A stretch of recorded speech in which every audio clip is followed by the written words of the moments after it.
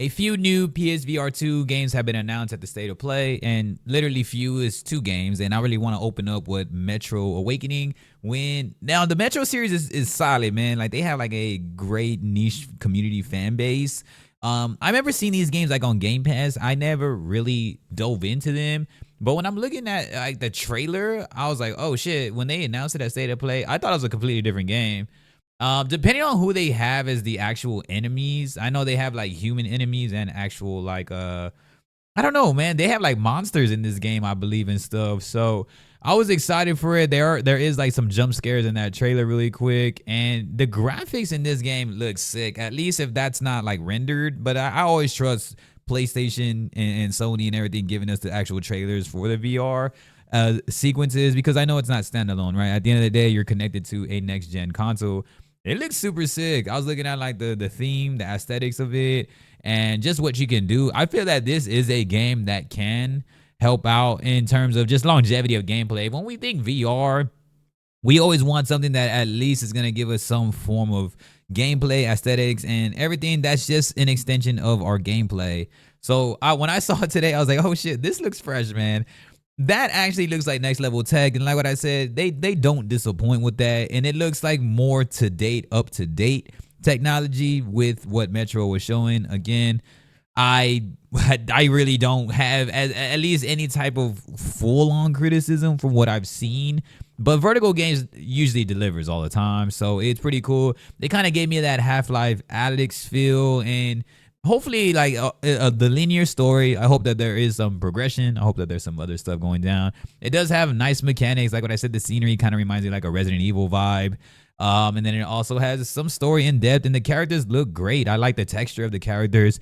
When I'm playing VR, I just don't feel like I don't want to be walking backwards in VR. You know what I mean? Like in terms of graphics and gameplay, like I don't want to be taking those steps backwards where like we all know how VR is. VR these days is just not seen as this next level technology. So Metro Awakening actually looks like they deliver on that type of stuff. And again, PSVR2 in totality somewhat has been giving us some of those next level features, like the way like the Resident Evil 4 remake was, and then this one, and then any like the Resident Evil 7 was really good.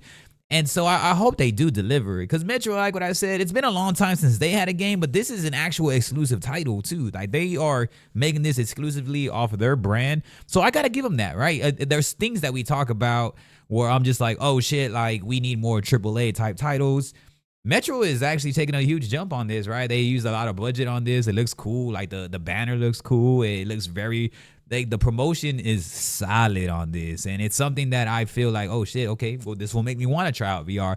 VR at the end of the day, I want to be immersed. I want to be taken to a next level. I want to be able to do things where it makes me feel like this is actually futuristic, instead of just joining something that's too simplified and I'm not feeling anything. Especially story mode games and arcs, when we're wearing these headsets, they can't get uncomfortable for long amounts of time. So at least distract me and let me know like, oh shit, okay, this is actually great gameplay. So that was that.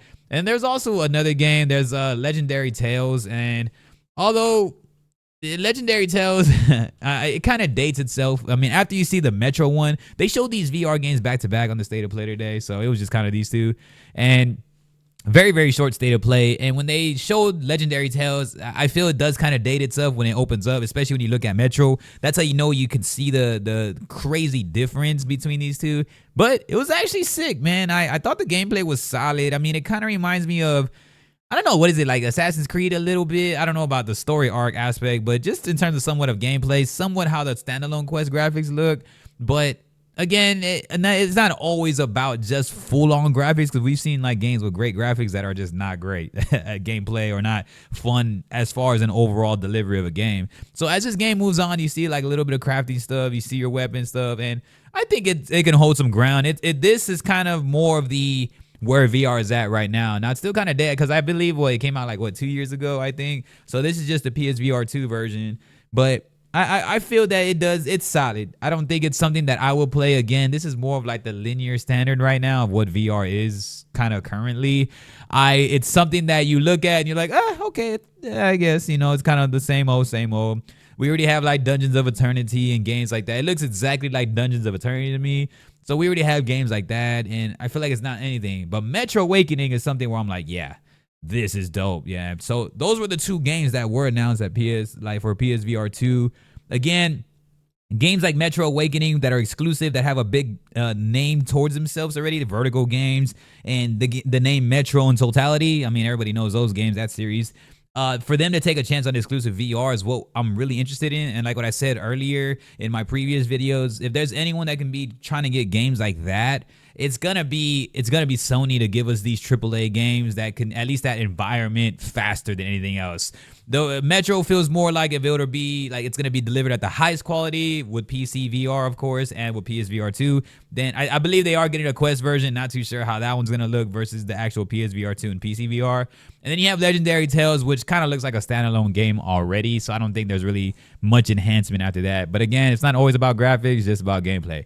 We'll see soon. But y'all let me know what's up. What game y'all interested in those two? I know there's tons of other games, but I just wanted to talk about PSVR 2 right now. Just because these pretty much, catch my eyes in that. But Metro Awakening looks sick as shit, man. Y'all let me know what's up. Appreciate y'all. Peace.